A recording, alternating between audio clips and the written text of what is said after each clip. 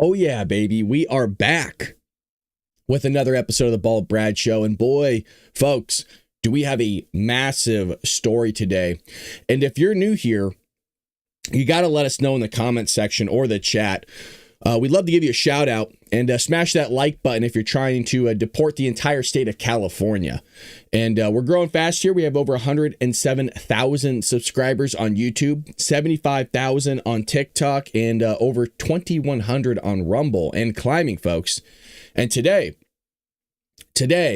we're diving into something the media is pretending isn't one of the biggest constitutional showdowns in American history.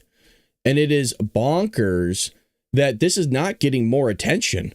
I mean, we did cover a component of it last week, and for some reason, the mainstream media doesn't want to touch it, as if they don't even want you to know it's being talked about or that it's out there.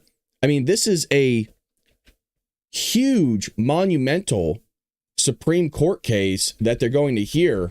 And based on the feedback that I got from the TikTok video I did that has thousands of views, thousands, this is something that a lot of Americans want an answer no matter which way it goes.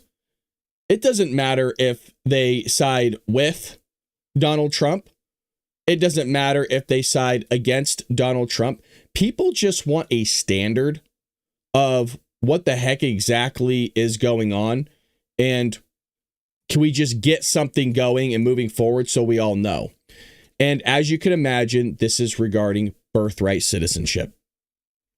And it is an answer that we need because people are tired of waiting for non-answers and say, oh, well, this is 14th Amendment. It's law. You have to do this. It's written in the Constitution. It's like, no, really. It's actually not just written in the Constitution as clearly as you might think. And that's the great thing, is if you want it clearly in the Constitution, then guess what you can do? You can amend the Constitution. So, again, this is one of the biggest constitutional showdowns in American history, in my opinion. I mean, it truly, truly is a wild one. And by the way, if you could hit that like button, it'd be greatly, greatly appreciated. Always appreciate your guys' help in getting the show out there to new viewers who haven't seen our content or our channel. Well, this isn't about taxes. Nope. It's not about a lot of those things. This is about the birthright citizenship. And if you recall, on Donald Trump's first day back in office, he signed an executive order declaring that children born in the United States to illegal immigrants and other short-term visitors would no longer be considered American citizens. And I got to say, the 14th Amendment is what they're pulling. And one sentence written in 1868 that has determined the citizenship of millions of people for 150 years. And what you have here is Donald Trump dragging that sentence right into the Supreme Court's lap and said, hey, guys, time to actually read what this thing says. And not just read what it says, like interpret it. We know what it says and we know what it's about. And let me tell you, the meltdown on the left is an absolute chef's kiss beautiful, because they're losing their minds, as you can imagine. Their whole narrative, their whole agenda falls apart here, because remember, they wanted all these people to pour in so that they turn into Democrat votes. That's the only way this works out, because they know once this sham is gone, once we get this one, what are they going to do next? They're shouting, oh, the humanity, it's over. As if the founding fathers wrote the Constitution to specifically ensure that tourism could thrive in 2025. Yeah, okay, you psychos. Now, if you missed the news or you missed my show, because CNN sure in hell ain't going to give you the details, the Supreme Court announced it is going to hear the biggest immigration case since maybe Arizona v. United States in 2012. But honestly, this one is bigger in my opinion. Way bigger. Because this is about who gets to be an American. Who gets that blue passport? Who gets federal benefits, which is what we've been talking about on the show for weeks. Who gets representation and who gets the right to vote? I mean, this is some foundational stuff, Patriots. This ain't no small thing. This is a national identity crisis that we got going on. We got to figure it out. I mean, we really, really do.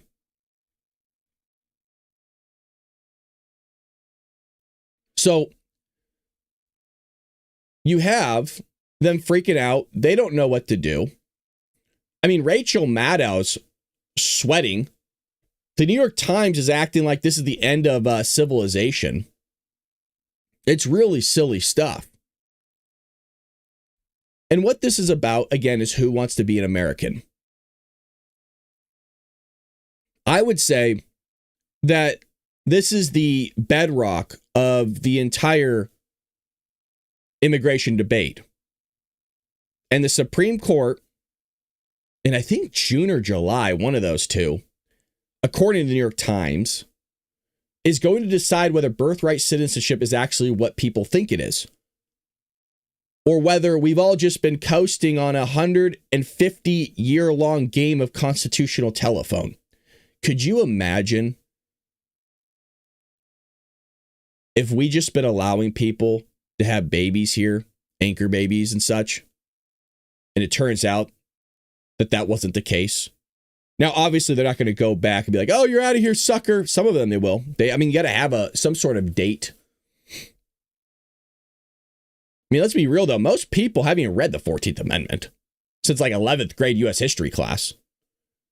And if they were even awake during that class, they probably still didn't even listen to it or hear it. But what I'm going to give you is actual history. The stuff they don't teach you. The stuff the media will absolutely not touch because it doesn't fit and benefit them. It doesn't fit their narrative. The stuff Democrats, what they do is they like to bury it under the rug or like 30 paragraphs down below. They'll touch on it because they have to. That way you can't say they didn't touch it, right? They're like, oh, well, it's in there. Yeah, you got to go down 40 paragraphs. Because most assumptions people make about birthright citizenship is, well, what's been going on? And what the media gives you is not actually rooted in original intent. They're not rooted in the legislative history. They're not sure as heck not to read in text the amendment. Like what it was, the implication of it. What was the, like a constitutionalist idea behind it, like a textualist. But I want to start with Trump because the man wasted no time, and I'm talking no time at all, getting this rolling. First day back in office, the pen hits the paper, baby. An executive order says, quote, hey, if 2 illegal immigrants have a baby inside the United States, that child is not automatically a citizen. And boom, the media lost their minds. MSNBC started foaming at the freaking mouth. The ACLU fainted into a pile of grant money, man. And the lawsuits, oh, they came like clockwork, man. Every freaking liberal judge from San Francisco to Manhattan suddenly became a constitutional scholar overnight. And you always see this whenever something kind of makes a splash like this case. Everybody starts becoming experts. You always see this during tax season. Everybody's all of a sudden a tax accountant. They know everything about taxes. It's the same thing when the election cycle comes around. Everybody knows everything all of a sudden. So silly. Except, here's where things get beautiful. The Supreme Court earlier this year allowed Trump to partially enforce the order in certain regions. So if you remember, there was a 6-3 decision, basically along ideological lines. You know the drill, how they do it. But they didn't decide the big question. They didn't decide whether the phrase subject to jurisdiction thereof actually applies to people who are in the country illegally. They just said Trump can enforce until it gets sorted out. Well, now it's going to get sorted out, man. And oh boy, when I tell you this case of the century of immigration, I'm not exaggerating. I'm not being freaking dramatic here, folks. I'm not doing the Glenn Beck chalkboard thing. Though honestly, this topic kind of does deserve the chalkboard thing, doesn't it? It deserves 2, maybe 3 chalkboards. But I'm not going to do that. So let's rewind the tape here really quick. Amendments don't show us, and they don't show up out of nowhere. The 14th Amendment didn't descend from the freaking heavens, glowing in a golden light with freaking angels singing. Oh!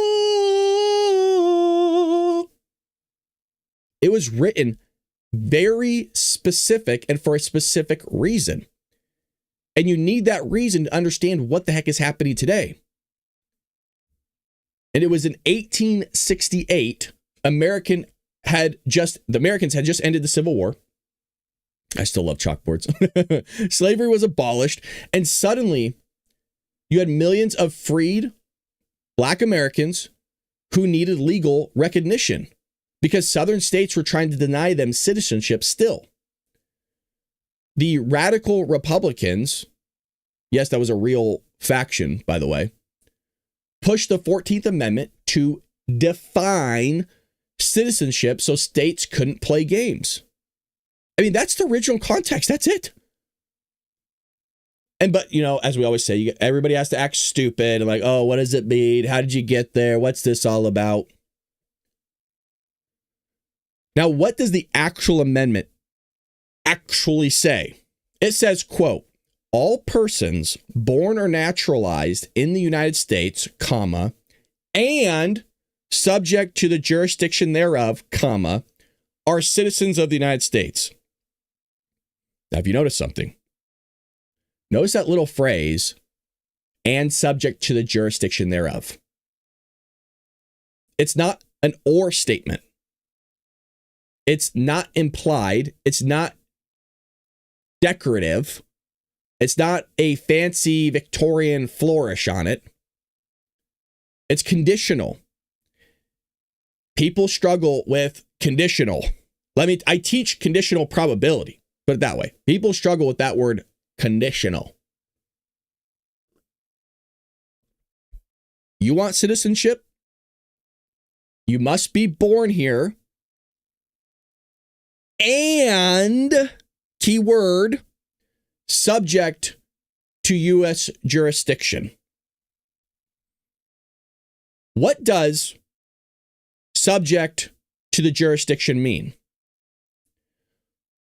Well, if you do some digging like I did, if you ask MSNBC or the Washington Post, it means, quote, being physically inside the GPS coordinates of the U.S., end quote. If you ask Democrats, it means absolutely nothing. Citizenship for everyone, like Oprah Winfrey.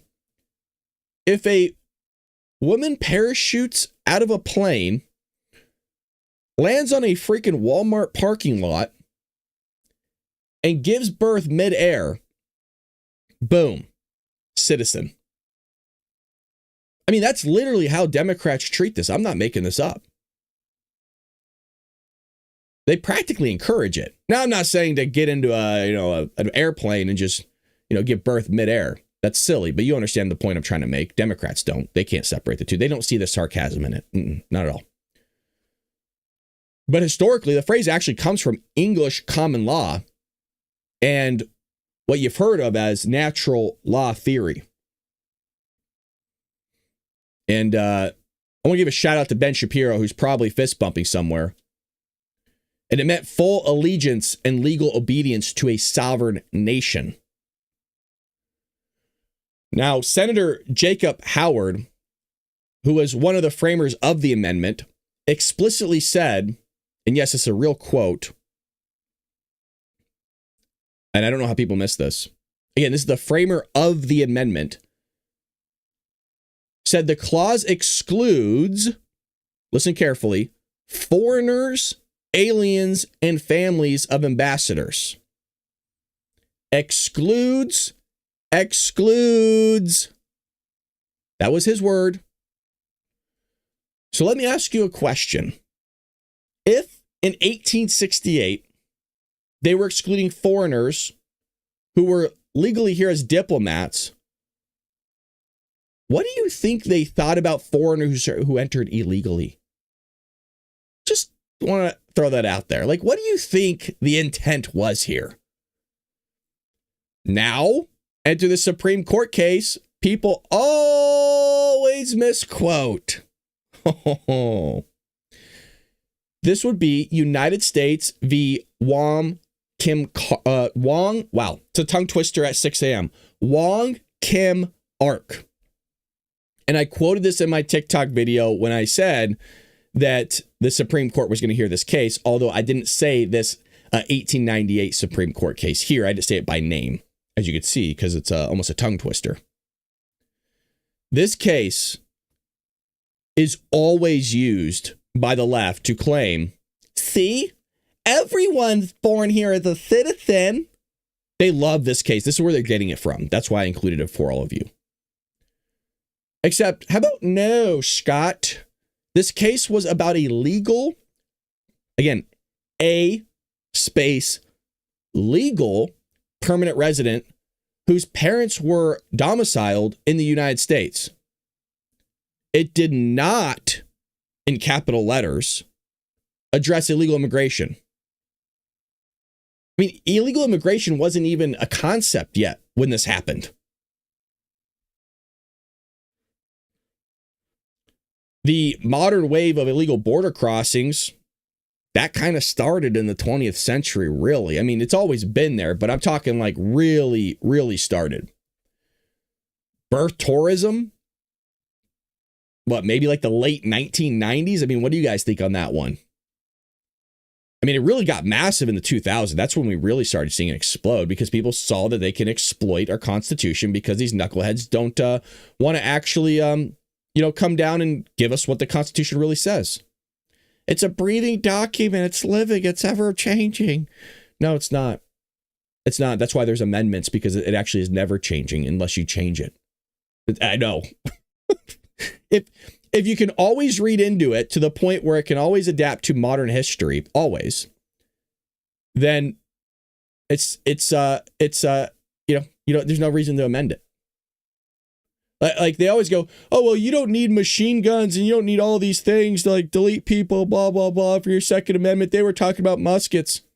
Maybe they're right. Maybe there was only muskets.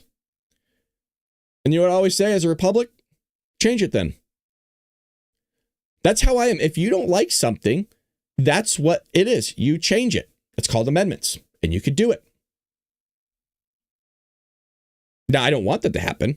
I like firearms, but I'm just giving an example of, look, if they changed and tried to say, hey, you know what, you can't have, even though it's against the law already, you can't have fully automatic firearms. Okay, that's the law. I don't like it, but that's the law. When I looked at the Center for Immigration Studies, roughly 300,000 babies per year are born to illegal immigrants in the United States. And yeah, that's an estimate, so it actually could be more or less. That means 1 out of every 15 births. I need you guys to pull over if you're driving really quick, because this one's gonna smack you upside your damn head. Roughly 1 out of every 15 births in the United States is to an illegal immigrant. And again, you can fact check that. That is Pew Research, DHS numbers. They all converge, and it's real. If you don't think that has massive implications on your country and the changing of culture, boy, oh boy. What about birth tourism? That's another, when I looked at it, 20,000 births per year, according to ICE and the State Department. You have countries like China literally have travel agencies that sell birth packages where you will pay $20,000 to basically fly to Los Angeles. You'll give birth, go home, and now your kid's a U.S. citizen. I mean, talk about God mode. of global passports. I mean, honestly, you guys, you let me know in the chat. Does anybody really believe this is what radical Republicans had in mind in 1868? Is this really what you think that they had this? Like, this is what they wanted? The left will say, oh, yes, of course, because they're idiots. They weren't thinking about Chinese birth tourism websites, you guys. They were trying to secure citizenship for freed slaves. And this is why Trump is arguing that birthright citizenship has been abused, and it has. And they're doing this with First Amendment. They're doing this with Second Amendment. They do this with a lot of amendments. It creates incentives for illegal immigration. You cross the border 9 months pregnant, give birth near a hospital, and boom. You have an entire extended family at a point of an anchor. I mean, don't get mad at me. That's the term used by immigration lawyers. They always get mad when you say anchor baby, as it's like derogatory, like the word retarded. Like it's a definitional word. See, it's something immigration lawyers. That's why they say, oh, they're non-citizens. They're the unhoused. It's like all these words. I mean, the left really does hate the word anchor baby. But again, like I said, it's used. Trump's argument is simple here. And honestly, it's constitutionally grounded. Restoring the original meaning. If you are not subject to the full jurisdiction of the United States, meaning you owe allegiance, meaning you are here lawfully, meaning the government can fully prosecute you, tax you, draft you, then your child is not automatically a citizen just because you happen to be physically located in the invisible borderline. And surprisingly, here's where things get a little bit spicy. Legal scholars, including some liberal ones, have quietly admitted that the 14th Amendment is not as clear-cut as people assume. What? Huh? Really? The late Justice Scalia, who's a freaking absolute legend, said the court has never ruled on this precise issue. Even Justice Ginsburg hinted at one point that birthright citizenship was not explicitly resolved for illegal immigrants. Wow, who would have thought? So you have to be a savant. You have to be a high IQ individual, I guess, to get to that point. And be a smart aleck. Now let's talk about the politics of it all, because remember, the media doesn't care about the Constitution. They care about the voters. Birthright citizenship is a massive political incentive.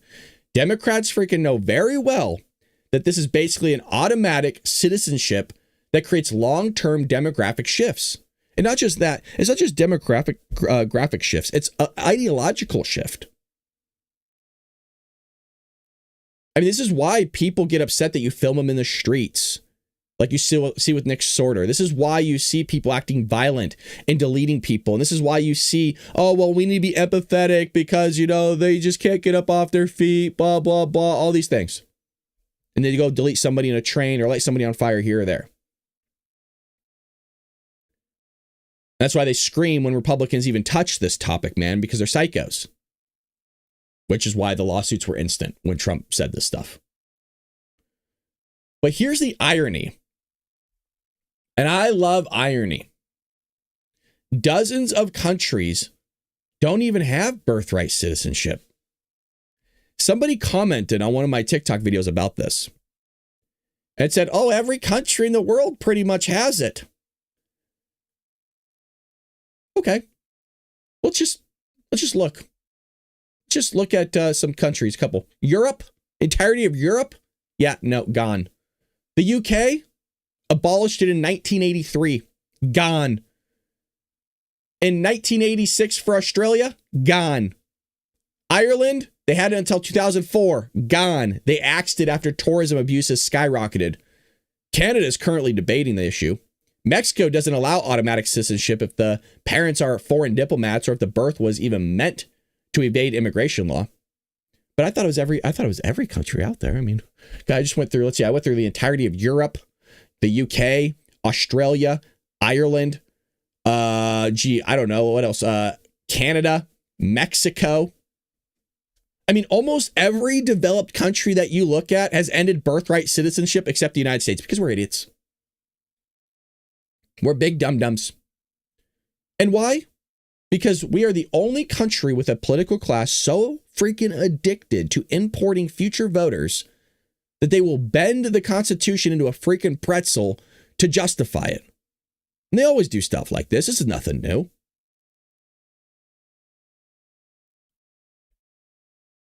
Well, what about the Supreme Court strategy here? Because Trump's DOJ filed an appeal arguing that the lower courts, quote, undermined border security, end quote, and, quote, conferred the privilege of citizenship on hundreds of thousands of unqualified people, end quote. And as you know, the court took the case. They didn't have to, by the way, but they did, which means they see a real constitutional question here. And keep in mind, the court already ruled 6-3 to let Trump try ending birthright citizenship in some areas. I'll be honest, if Trump doesn't win this case, I would be actually bewildered. I would be bewildered. And if you're curious on where I stand, I don't give my opinion too much on the show. We are clearly a conservative show, but I don't give my opinion. Like, truth of my opinion doesn't really matter. I'm a contextualist. So I believe that the Constitution is read in which the way it was intended to at that time. That tells you the ideological split. This is kind of what I think is going to happen. And I could be wrong. Roberts is always a freaking wild card. I don't know where that guy's going to go. But I think you're looking at Thomas, Alito, Gorsuch, Kavanaugh, and Barrett closely examining the original meeting. They're closer to contextualist. Clarence Thomas is one, I believe, if I have that correct. And Barrett literally teaches constitutional history, so I'm hoping that she sides as well. I mean, Thomas should be a shoo-in because the dude's been waiting his whole life to hear this case, to reanalyze the 14th Amendment. And so is Alito. He's really chomping at the bit. I mean, if the ruling does go Trump's way, and I think it might, it'll be one of the most transformative immigration decisions since the 19th century. Everything completely changes, man. Incentives change, border policy changes, birth tourism collapses, illegal immigration incentives weaken. Millions of citizenship claims could be impacted going forward, not retroactively. We don't want to get that twisted, but moving forward. And that's why Democrats are panicking. And I've said it before, and I'm freaking going to say it again, man. We are the only country that treats its own borders like a suggestion. Every other country enforces immigration law like it's a sacred duty. But we treat it like it's freaking optional homework, like we're a bunch of idiots. And then we wonder why cartels are running millions of dollars of human smuggling operations. We wonder why our hospitals in border states are financially collapsing under maternity costs because we have to act stupid. We wonder why immigration courts are decades behind. There's like millions of cases.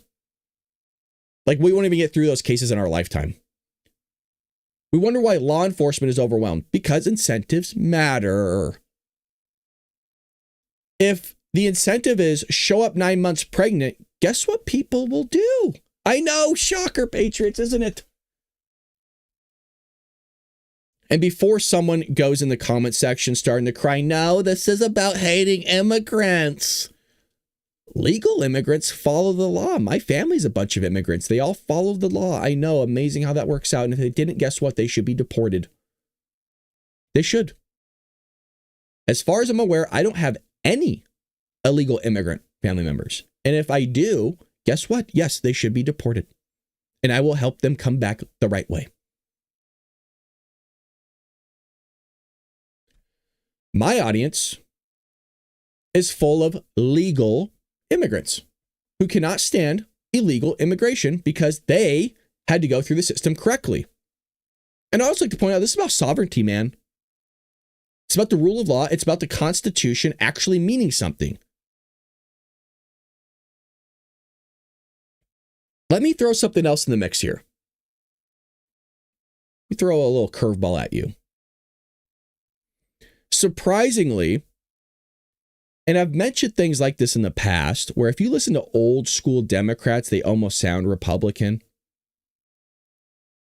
Even Democrats once questioned, I know, they once questioned automatic citizenship. Harry Reid, yes, that Democrat Harry Reid, who's also into UFOs, by the way, said in 1993 that birthright citizenship was, quote, a magnet for illegal migration, end quote, and that Congress should change it. Oh.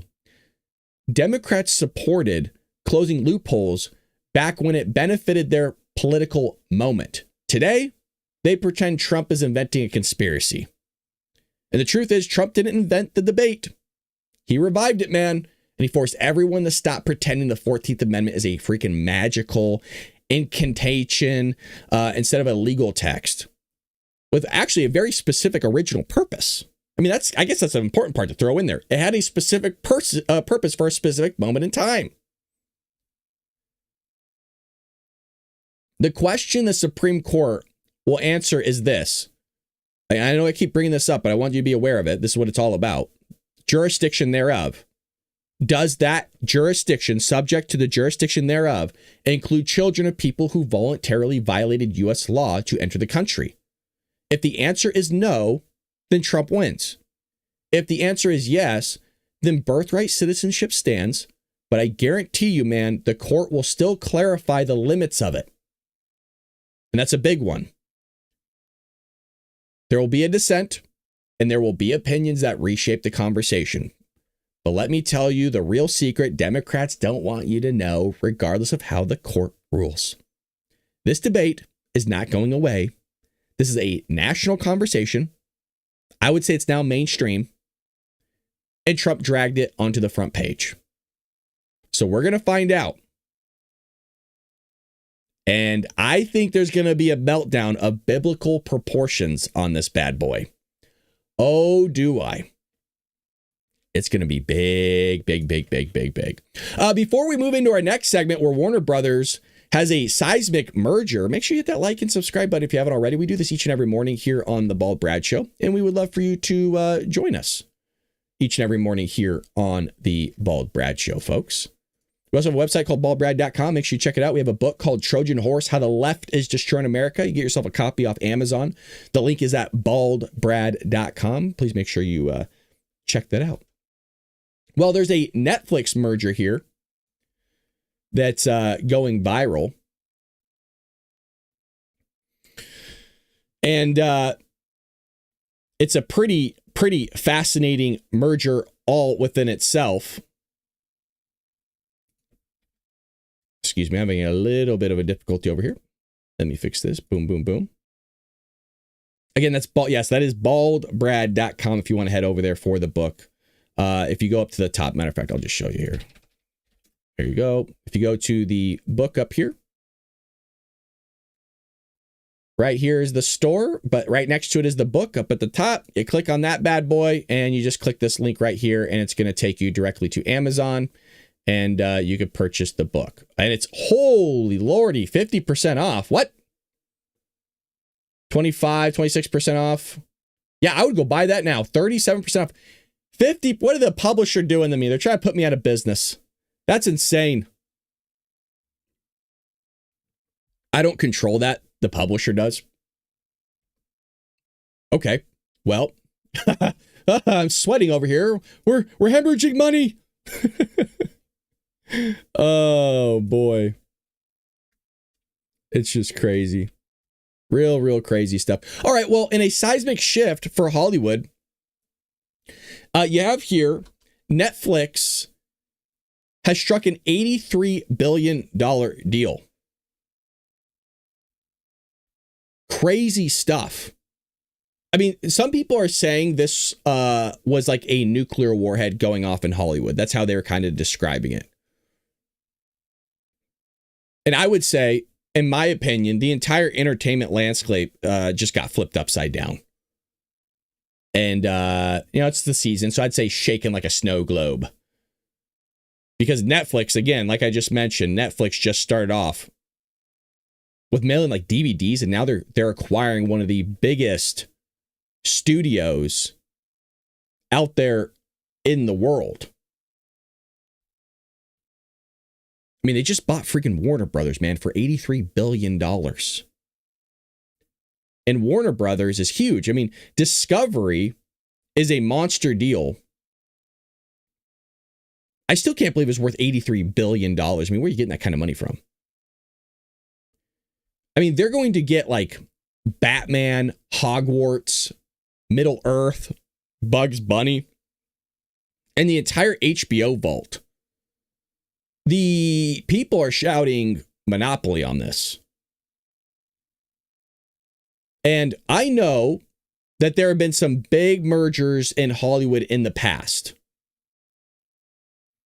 If you recall, Disney, the most recent one would be Disney buying Fox for $71 billion. You had Comcast swallowing NBC Universal. You also had Amazon grabbing MGM. But this isn't, people are saying this isn't really merger. This is a tectonic plate shift is what they're saying. This is like Yellowstone erupting under the entertainment industry because Netflix won the bidding war against Paramount Skydance, which already has half of Hollywood in debt. And Comcast was a part of this as well. They bowed out because apparently they didn't want to mortgage the entire Eastern Seaboard to outbid Netflix. So Netflix is walking away with Warner Brothers Studio, HBO, HBO Max, the Warner Brothers Film Library. They get the Turner Classic Movies, New Line Cinema, DC's entire cinematic corpse that they are exhuming every 3 years. They get the Looney Tunes archive, which is basically like everybody's childhood memory you've ever had, right? But here's the twist. This one's interesting. This one you're going to like. They don't get CNN or TNT Sports yet, because those have to be spun off first by late 2026 under federal regulations before the deal can legally close. So yes, CNN is basically being thrown into a cardboard box like the forgotten toaster at a garage sale. Probably because they sold for $15 and half an eaten bag of Doritos. And even then, I'm not convinced anybody wants CNN because they're trash. Throw them in the garbage. Get rid of them. I really do believe that CNN could actually make a revitalized comeback. They just have to actually start reporting the news. And the reason why I have that is people will tune in to see Scott Jennings. They see Scott Jennings slap the Democrats around, and it's really fun to watch.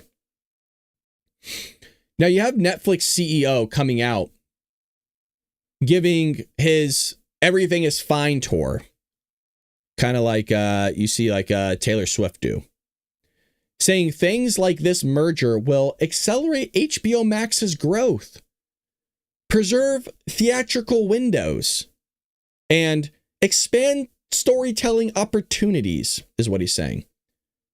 And I'm screaming internally because every time a corporation says the word preserve, what they really mean is prepare for the funeral. And by the way, the Wall Street Journal, Bloomberg, and Variety all have pointed out the same thing, that Netflix's business model is built on rapid content churn.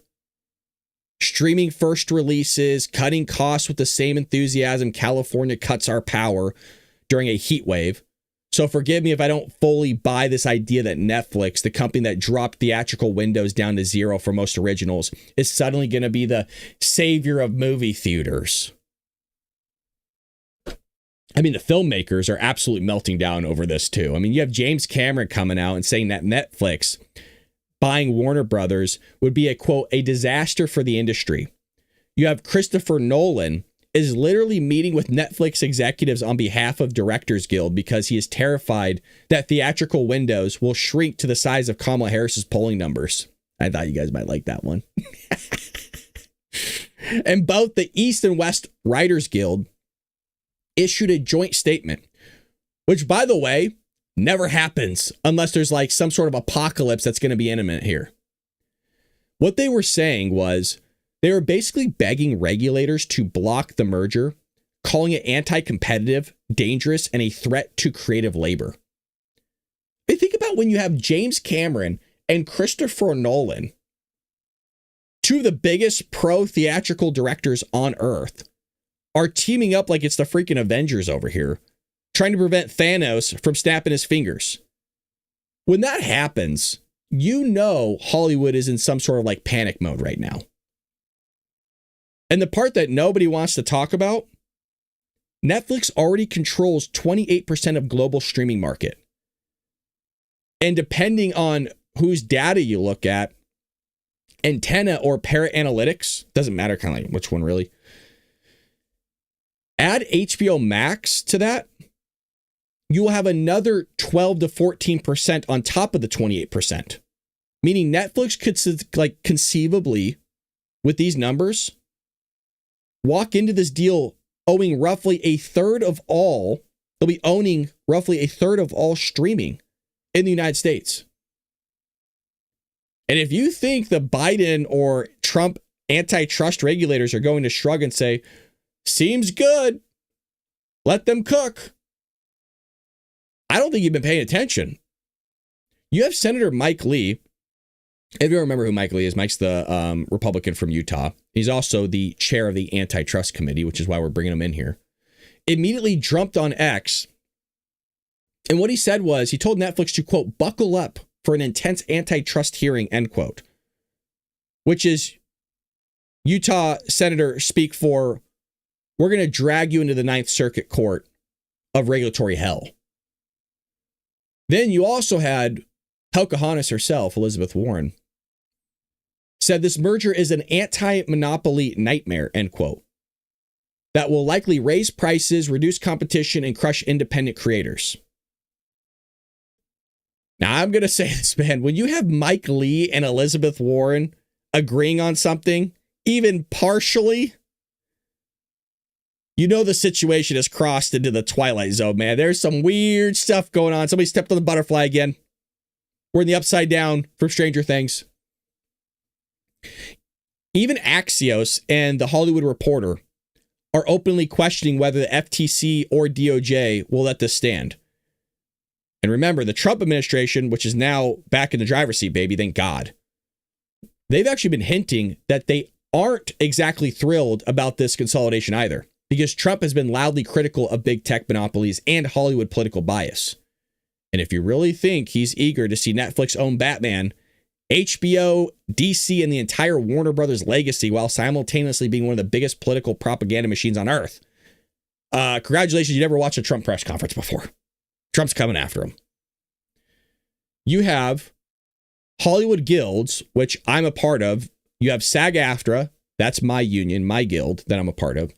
DGA, you have WGA, which is Directors Guild, Writers Guild. And they're all sounding the alarm because they absolutely know what's coming. And that's going to be layoffs. The layoffs are coming like California taxes, which means whether you like it or not, it's going to happen. Every merger promises efficiencies, which is code for have you updated your LinkedIn profile because HR has entered the chat, baby. Netflix is already projecting $2 to $3 billion in annual synergies, which Variety translated to roughly 10,000 jobs across Warner Brothers will be on the chopping block. Discovery had already gutted thousands of staffers, if you remember, during the 2022 Discovery merger.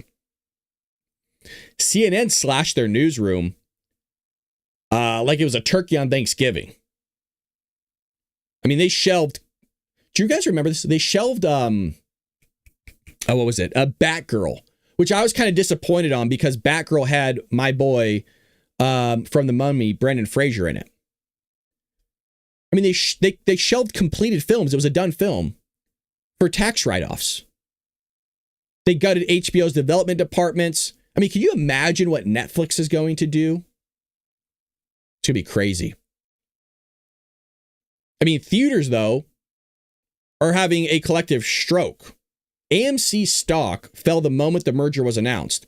And not because AMC is allergic to good news, but because the industry remembers exactly what happens last time Warner Brothers experimented with shortened theatrical windows. Quote, Project Popcorn is what they called it. And this was December 2020 when they dumped their entire movie slate onto HBO Max and nearly caused the Directors Guild and every major filmmaker to storm the Burbank lot with torches. You had Nolan, Patty Jenkins, a bunch of people all going ballistic. And studios were threatening lawsuits. I mean, it took years for Warner Brothers to rebuild trust with creators. And I would say it's not even there yet still. And now Netflix, the king of streaming film releases, owns them. And we're supposed to believe that they're going to protect theaters? Okay, sure, buddy. Yeah, right. Okay. See how people act stupid all the time with this stuff? And here's the part where I'm going to give you a deeper analysis that you will not get from Deadline or The Verge or some other freaking place other than Paul Bradshaw, baby. Netflix didn't buy Warner Brothers because it wants creative glory. It bought Warner Brothers because Netflix is terrified of Disney, Amazon, Apple. Remember, Disney has, what is it? Marvel's, Star Wars, Pixar, ESPN. They got Hulu. And they also have the parks revenue. Amazon has Prime, backed by Amazon's $1 trillion war chest. Apple has Apple TV Plus, funded by the richest corporation on the planet, Earth. And Netflix has subscription fees and password sharing crackdowns. That's it. That's all they have. They don't have theme parks. They don't have merchandise ecosystems like Disney. They don't have giant hardware empires like Apple.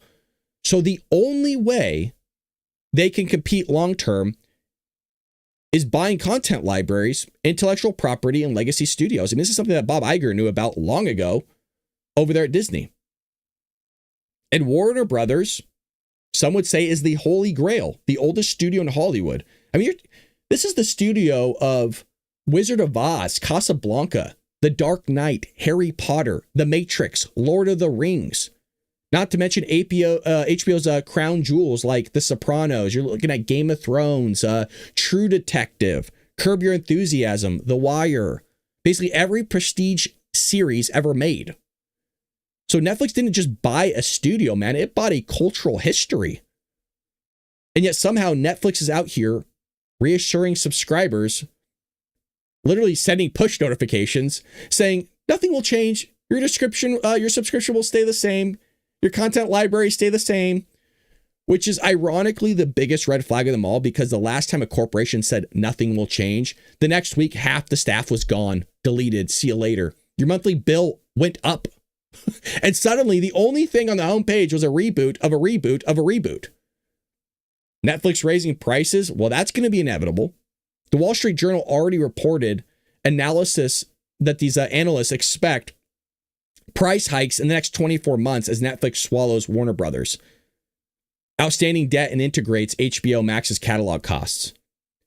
Consolidation in business almost always means results in hike prices. I mean, the one that we see all the time was like the airlines. That's a great example of what we saw. You can also look at telecom. There's other industries out there that we've seen this happen. So again, we have to act stupid that this isn't going to happen. We have to pretend all the time. I don't know why. And now Disney Plus and Netflix would essentially be a duopoly, controlling the majority of streaming entertainment in the US. That is exactly why Warren and Mike Lee are losing their minds. So the bottom line is this: the merger is going to be the moment Hollywood reinvented itself, or the moment Hollywood accelerated its own funeral. Netflix gets global dominance. Warner Brothers gets financial stability, but America gets fewer studios, which means fewer voices, fewer creative risks, higher prices, probably shorter theatrical windows. You're definitely going to get layoffs, and increasing possibility that I would say 5 years in the entertainment industry will be controlled by 3 companies. The entire Hollywood, that town, is going to be controlled by Netflix, Disney, and Amazon. But that's what happens when creativity shrinks, budgets shrink, competition shrinks, and everything becomes a sanitized algorithm, approved, risk-averse blob of mediocrity. And congratulations, Hollywood, you did it. You ruined it. Nice job. But what I think will happen is in the same way that this happened with the game industry, with all these AAA games, I think you're going to have a lot more indie films coming out because it's cheaper to make films because of artificial intelligence. That's what I think is going to happen. And you already see it occurring right now with fan films, specifically with Star Wars. There's a lot of fan films coming out where Star Wars is being generated and created by artificial intelligence. And it looks screen. It looks cinematic. It looks remarkable. And so basically, I think people are going to start making their own films, and people are just going to go to YouTube or these other places and seeing actual theatrical releases that look amazing. And you just call it fan film. You're not making money off of it. It's just fan film. And that's what we get. So we'll get Indiana Jones. We'll get Star Wars. We'll get everything we wanted. It'll be different actors, of course, but fan made. And by the way, it might even be the same actors. People at Star Wars are doing all these guys. Mark Hamill. They're doing what's the guy that did Darth Vader? Oh God, I'm blanking on his name. But they're doing all of them. It's pretty remarkable stuff.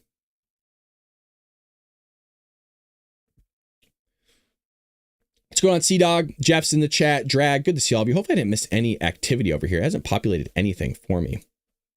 I'm not really sure why. But I appreciate everybody in the chat joining us. We do this each and every morning, 6 a.m. Pacific Standard Time. You keep your movie channels and prices will drop. Sounds like your doctors and Obamacare. Yes, exactly. Craig said it perfectly. Yeah, they're treating this like it's Obamacare. Yeah, your premiums are going to go down. Sure they are. Then they skyrocket. Yeah, it's not. I personally don't care. I mean, whatever.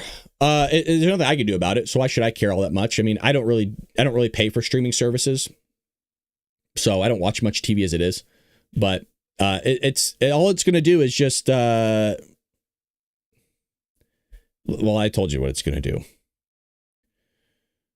Would be able to then put famous books into movies.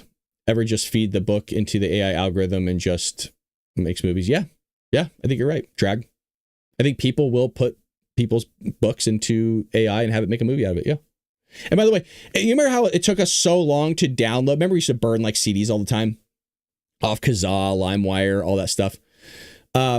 And that took hours, right? Or to download a movie took hours. It's kind of like that a little bit with artificial intelligence. It takes a long time to create clip after clip after clip. But I think you're right. I think at some moment you're going to just be able to upload a book and it'll just make an entire movie out of it in the span of like a couple seconds.